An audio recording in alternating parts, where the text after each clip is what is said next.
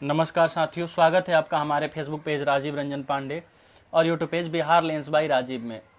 अभी हम बैठे हुए हैं किन्नर समुदाय के गुरु के साथ और जानते हैं इनका सामाजिक जीवन, इनका आर्थिक जीवन और इनके आध्यात्मिक जीवन के बारे में, और इनसे कुछ उस समुदाय के बारे में जो अमूमन हर लोग जानना चाहते हैं और जानने का प्रयास करते हैं। माँ, स्वागत है आपका हमारे फेसबुक पेज राजीव रंजन पांडे में। नमस्ते, जय श्री महाकाल, आदेश नमो नारायणी। मुझे बहुत अच्छा लग रहा है कि मुझे मेरे बारे में कुछ बोलने का आज मौका मिला है। और ये जो राजीव जी है यहाँ पे मुझे मिले हैं और ये मेरे पॉडकास्ट ले रहे हैं। मुझे बहुत सारी खुशी है कि ये मेरे बारे में और बहुत सारे हम लोग के बारे में जानकारी अधिक पूछ रहे हैं। पहला सवाल ये है कि आपके जीवन की यात्रा कैसी रही, आपका बचपन कैसा बीता, बचपन और अभी तक का सामाजिक जीवन कैसा रहा, मतलब कि कहीं समाज में भिन्नता है या नहीं है, बचपन में किस तरह से आपका जीवन रहा, कुछ बताएंगे अपने बारे में, अपने समुदाय के बारे में कि बचपन में लोग किस नज़रिए से देखते हैं, कैसा रहता है जीवन, कैसा नहीं रहता है।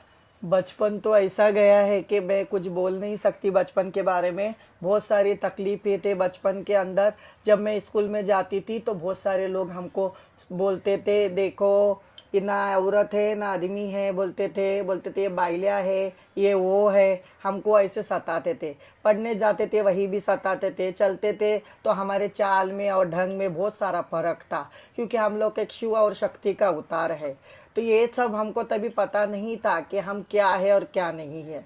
पर ये लोगों ने हमको ये सब नाम दिया है, जो ये समाज के लोग हैं, ये लोगों ने हमको ये सब किया है और बताया है कि तुम ये हो। अभी तक हमको पता ही नहीं था कि हम क्या है।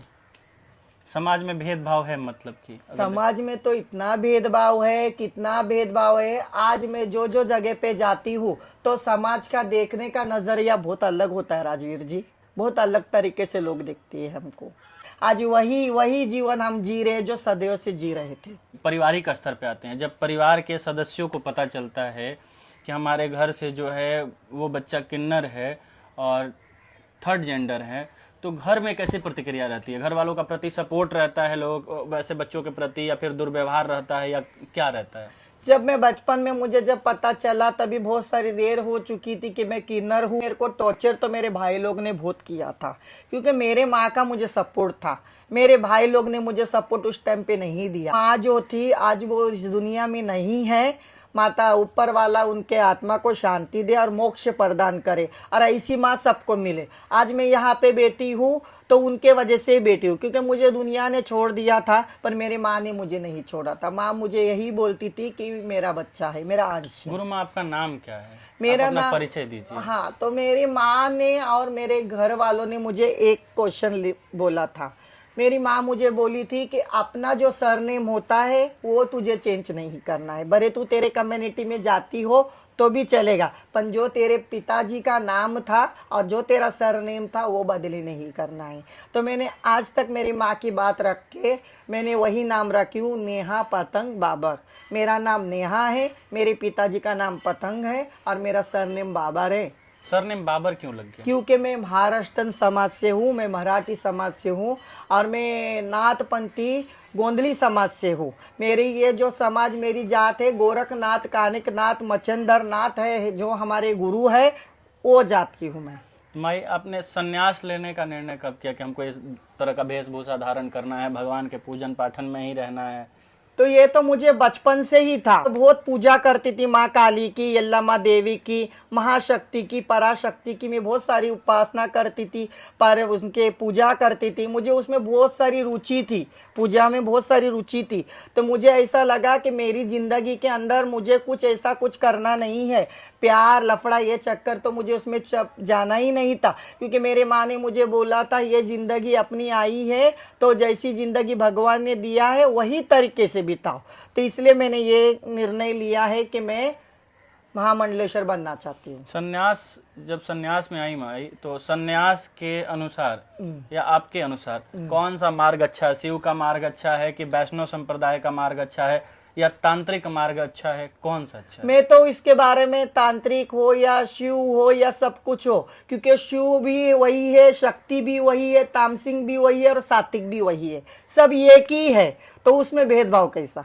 उसमें भेदभाव नहीं होना इसमें भेदभाव नहीं है, सब एक ही है। ये वही नहीं होते ब्रह्मांड के अंदर तो आज क्या होता। आज वो है बोल के हम हैं बोल के आप है। माई अब आए दिनों देखने के लिए मिलता है अभी सामाजिक स्तर पे कहीं कहीं कि बहुत सारे किन्नर जो हैं वो शादी वैवाहिक जीवन कर लेते हैं। क्या वो करना उचित है या नहीं? वो तो उनकी पर्सनल लाइफ है, उनकी वो पर्सनल जिंदगी है। कोई अपनी जिंदगी अपने तरीके से जिएगा, उसको वो जिंदगी में खुशी मिलती है तो वो तरीके में जिएगा। मुझे वो जिंदगी की खुशी मिलती है, मैं वही तरीके में जीऊंगी। अब मुझे ऐसा लगता है कि मुझे मंत बन के जीना है तो मैं मंती बनूंगी, और मुझे ऐसा लग रहा है कि मुझे सांसारिक जीवन जीना है तो मैं संसारी करूंगी। तो इसके लिए कोई भेदभाव नहीं है, सब आपकी मन की इच्छा है। जो आपको करना है वो योग लगेगा वो आपको करना है। अच्छा, आज के समय में किन्नर समुदाय को किन किन चुनौतियों का सामना करना पड़ता है? बहुत सारी चलते फिरते हर राहों पे हमारे लिए ये खतरा है। चलते फिरते राहों पे हमको एक खतरा है। हम जहां भी जाते हैं, मैंने आपको पहले भी ये बताया था राजवीर जी कि हर तरीके के लोग मिलते हैं, साधु मिलते हैं, संत मिलते हैं, अच्छे मिलते हैं, बुरे मिलते हैं। वो लोग ने सबने ही हमको अभी तक झिटकारा है, तो ये उनका गलत है। क्योंकि हम भी संत है, वो भी संत है, तो हमारे में और उनमें भेदभाव क्या है राजवीर जी? भेदभाव रहता है। हाँ, वो उनमें भेदभाव है, हमारे में भेदभाव नहीं है। क्योंकि सब एक ही है, हम भी एक ही है। आपके बदन पे जब कभी सुई चुभेगी और उसमें से खून आएगा तो आपको दर्द होगा, तो मेरे भी बदन में खून में सुई चुभेगी तो मुझे भी दर्द होगा। और जब कभी समाज में आपको कभी खून की जरूरत पड़ेगी और कभी मेरा खून आपको मुझे देना है, तो ये किन्नर का खून है या वो ट्रांसजेंडर का खून है या मेल का है फीमेल का है, ये पूछ के आप वहां पे लेते हो क्या? नहीं, ऐसा तो नहीं है। समाज से आपकी क्या अपेक्षाएं हैं? समाज- सरकार से क्या अपेक्षाएं हैं? सरकार से तो हमें तो यही है, हमको हमारी मान्यता मिलनी चाहिए, लोगों का दृष्टिकोण है वो बदलना चाहिए, और हमको जहां भी जाए दो बात प्यार के मिलने चाहिए। हम प्यार के भूखे हैं। तुम्हारे करोड़ की जायदाद होने दो, पैसा रहने दो, धन रहे दो, सोना रहने दो, चांदी दो, ये मोह माया हमारे कुछ काम की नहीं है। कोई नौकरी नहीं है तो ये पेट भरेंगे कैसा? जब हमारा बंसी नहीं है तो हमारा को संभालेगा कौन, और हमको एक टाइम का खाना देगा कौन? समाज तो ऐसे नज़र से देखता है, कभी कोई आके हमको ऐसा पूछता नहीं कि माँ आपने खाना खाया है क्या? तो ये पेट की भूख है, पेट के भूख के पीछे लड़ना पड़ता है। ये हम किसी के ताली बजाते हैं, बोलते दे बाबू, तो हमारे में मांगेंगे नहीं तो हम खाएंगे क्या, और खाएंगे नहीं तो जिएंगे कैसे? कोई तो घर लाके देगा नहीं। लोग हो, आपका दृष्टिकोण बदली होना चाहिए। मेन तो आप उनको इज्जत देना चाहिए, रिस्पॉन्स देना चाहिए, दो बातें प्यार की बोलना चाहिए, और आप उनसे दुआ लेना चाहिए, भले वो कोई भी किन्नर हो। क्योंकि वो किन्नर है तो क्या हुआ, पर है तो एक सृष्टि का अंश ही है ना, शिव और शक्ति का वो एक रूप ही है ना। तो आप मानोगे तो भगवान है, नहीं मानोगे तो पैर की धूल है। प्रश्न है जो सब जनता मतलब उत्सुक रहती है जानने के लिए कि जब किन्नर समुदाय का कोई व्यक्ति मरता है तो उसके साथ क्या किया जाता है? नहीं, हमारे में कोई इंसान व्यक्ति गुजर जाता है तो उसकी हर विधि के प्रमाण उसकी यात्रा निकाली जाती है। ऐसा कहा जाता है कि किन्नर जब डेथ करते हैं, मरते हैं, जब गुजर जाते हैं तो उनके 100 यात्रा को कोई देख नहीं पाता, रात में उसकी क्रियाएं की जाती हैं, कोई देखे नहीं, कोई उनसे पहचाने नहीं। यहाँ तक कि समाज में यह भी विडंबना है, हमने पॉडकास्ट बहुत सारा भी देखा है कि बोला जाता है कि जब एक किन्नर गुजर जाता है तो उनको चप्पल से पीटा जाता है। क्या ये सच है? नहीं, ये तो बहुत गलत बात है, ये सब झूठ है। ये जो बनाया है सब बोल रहे हैं, सब झूठ है। हमारे में ऐसा कुछ नहीं होता है। किन्नर जो धर्म का है वही धर्म से उसका अग्नि संस्कार होता है।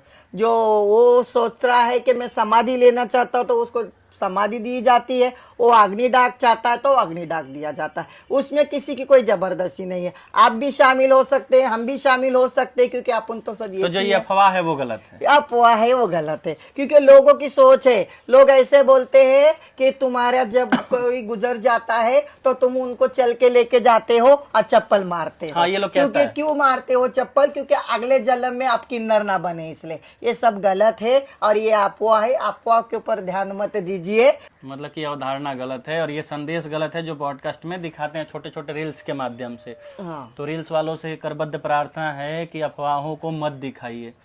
अगर आपको नहीं पता है तो जाइए किसी के पास, उस बात को जानकारी लीजिए और जनता के बीच में लाइए। और जय अनुमति लेंगे आपसे। नमस्ते। माता रानी आपको सबको खुश रखे। और ये पॉडकास्ट जो भी देख रहा है ज़्यादा ज़्यादा शेयर कीजिए, फॉलो कीजिए, लाइक कीजिए। नमस्ते। नमस्ते।